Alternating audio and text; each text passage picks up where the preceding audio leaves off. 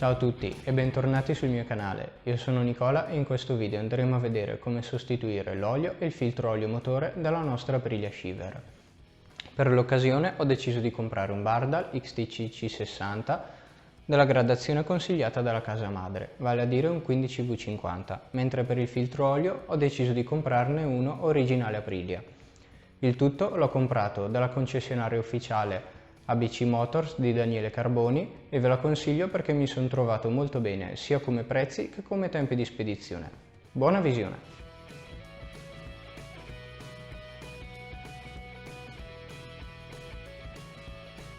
Prima di scolare l'olio dalla nostra moto è meglio preparare la vaschetta per recuperare l'olio esausto, del cartone da porre sotto la vaschetta per evitare che gli schizzi d'olio sporchino il pavimento, un paio di guanti per non sporcarsi le mani e per evitare di scottarsi con l'olio molto caldo e poi, che è sempre utile, uno straccio. La mia Shiver, che è una 750 seconda serie, il tappo di scolo dell'olio ce l'ha qua sotto la coppa, mentre le più vecchie, le prime serie, potrebbero avercelo sul lato del motore.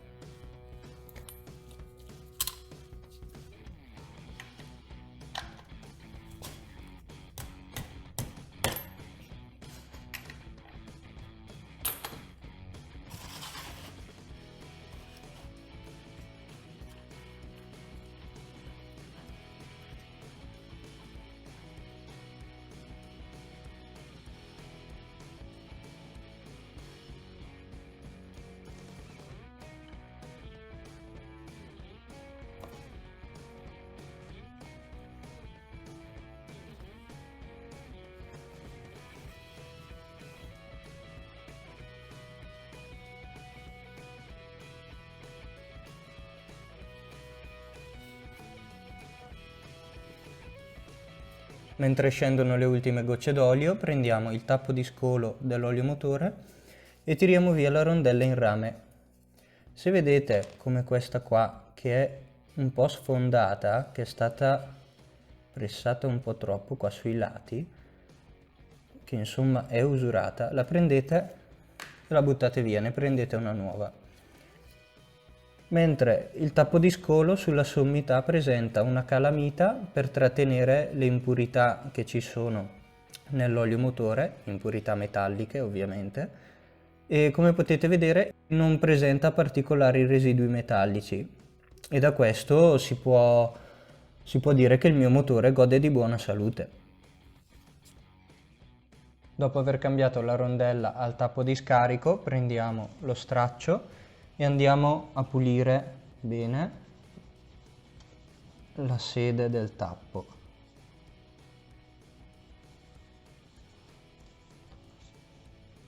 Per poi riavvitarlo.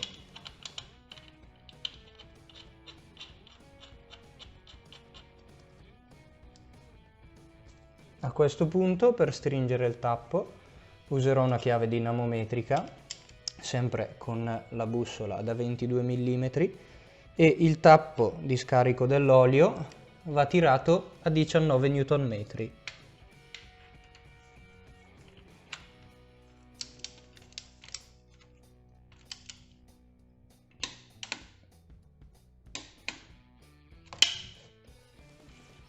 Se volete evitare delle perdite di olio, cambiate sempre la guarnizione e tirate il tappo dell'olio alla coppia giusta.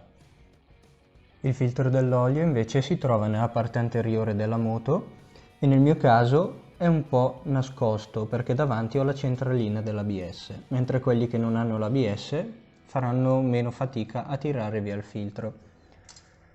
Per tirarlo via io userò una chiave a nastro regolabile. Dovete andare a prendere il filtro e poi col pomello stringete la chiave.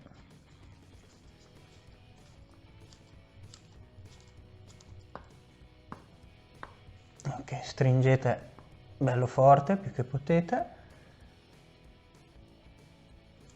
e poi svitate il filtro.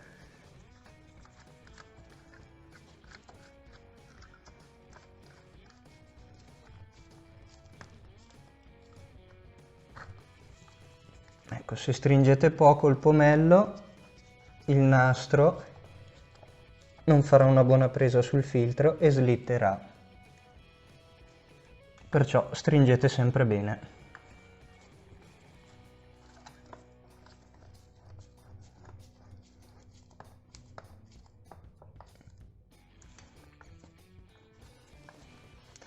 Ok, una volta che il filtro diventerà molle a svitarsi, potete tirare via la chiave e proseguire a mano. Mettete sempre sotto la bacinella .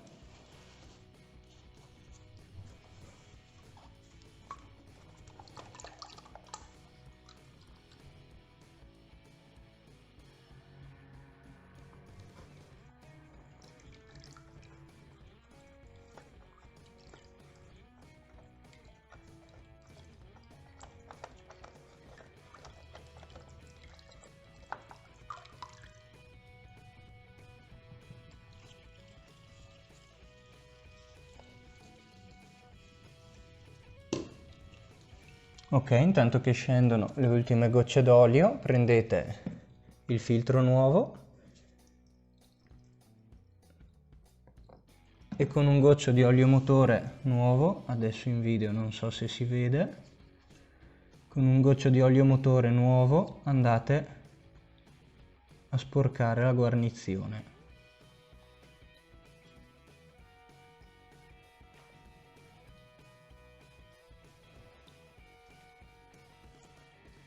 Ok, vedete che la guarnizione adesso è bella unta con l'olio nuovo. Mi raccomando, usate solo l'olio nuovo perché quello vecchio potrebbe contenere dello sporco, dei residui e non va bene se lo mettete sulla guarnizione.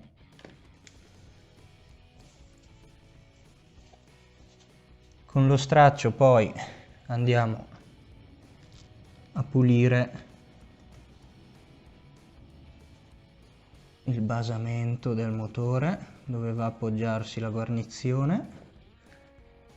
Pulite bene e assicuratevi che non ci sia dello sporco sulla superficie e una volta che avete pulito rimettete sul filtro.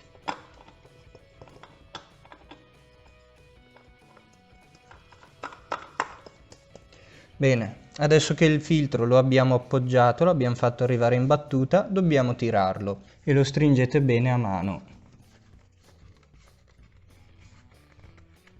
Potete fare tutta la forza che volete a mano, che non sarà mai stretto troppo, non sarà mai stretto come quando usate una qualche chiave e va bene.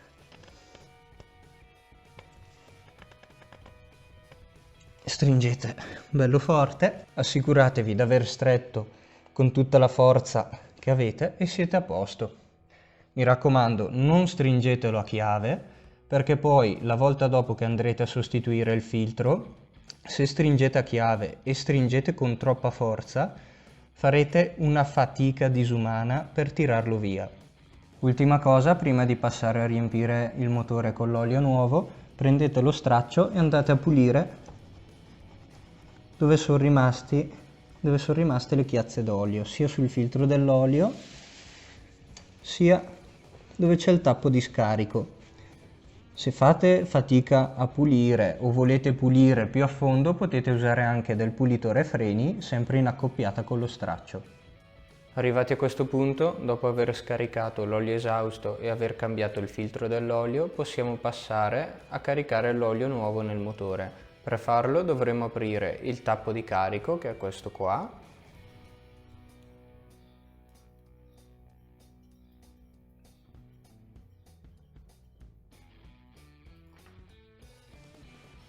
e ha il suo OR, state bene attenti a non perderlo,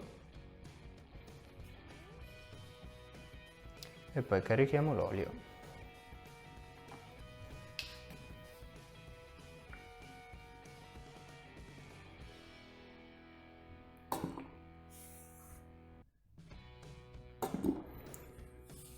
Come quantitativo d'olio ci vanno 3 litri nel caso cambiate soltanto l'olio e non il filtro, e invece sono 3 litri e 2 nel caso cambiate olio e anche il filtro dell'olio.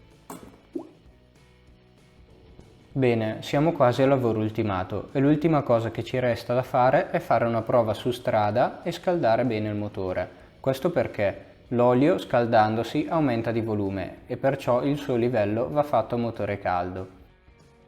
Dopo aver fatto un giro su strada e aver scaldato il motore è arrivato il momento di controllare il livello dell'olio. Per farlo bisogna guardare l'oblò che sta sul lato destro del motore sotto il carter frizione e vicino a questo oblò ci saranno due linee, una che sta a indicare il livello del minimo e una che indica il livello del massimo. Per fare un corretto livello dell'olio non bisogna superare il livello del massimo. Io generalmente preferisco rimanere appena sotto questo livello perché se per sbaglio mettiamo troppo olio nel motore, l'olio in eccesso verrà smaltito nell'impianto d'aspirazione. Tramite uno sfogo, oltre ai vapori olio, ma anche l'olio in eccesso, verranno smaltiti all'interno dell'airbox e di conseguenza il filtro dell'aria si sporcherà più facilmente. Un altro consiglio che vi vorrei dare senza entrare troppo nel tecnico, se no questo video durerebbe troppo, riguarda la scelta della gradazione dell'olio motore. Io personalmente vi consiglio di utilizzare il 15V50 come consigliato dalla casa madre. Il motore della Shiver è un motore che scalda tanto e se usate un 10V40 per esempio rischiate di avere un olio che non lubrifichi abbastanza e non aiuti nemmeno il motore a raffreddare abbastanza, con conseguente aumento delle temperature. E d'altro canto, se per caso vorreste usare un 20V50 o un 10V60 col pensiero di preservare il motore a temperature alte d'estate quando fa tanto caldo, o magari per un uso pista, anche lì commettereste un errore. Perché vi dico questo? Perché io l'ho provato il 10V60 all'interno del motore della mia Shiver e penso che non lo userò mai più. Questo perché magari sì, il 10V60 magari aiuta anche il motore a preservare, a lubrificare meglio a temperature elevate.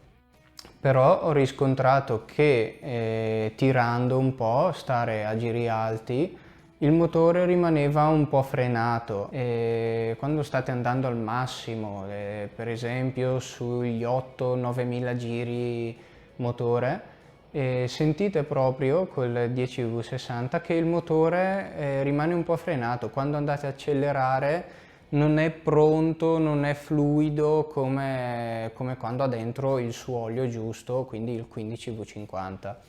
Ed è per questo che io vi consiglio di attenervi sempre, indipendentemente da che moto avete, di attenervi sempre a quello che dice la casa madre e usare l'olio della gradazione consigliata da loro.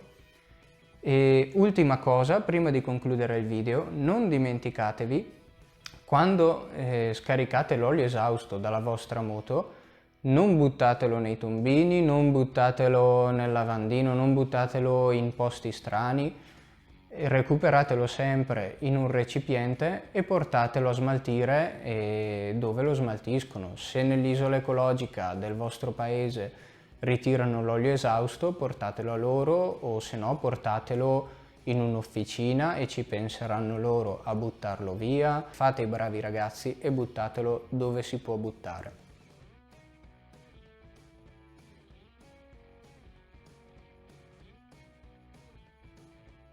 E detto questo, il video è concluso, io vi saluto, vi ringrazio per la visione. Se il video vi è piaciuto non dimenticatevi di farmelo sapere qua sotto con un bel mi piace, fatemi sapere cosa ne pensate nei commenti e non dimenticatevi di iscrivervi al canale.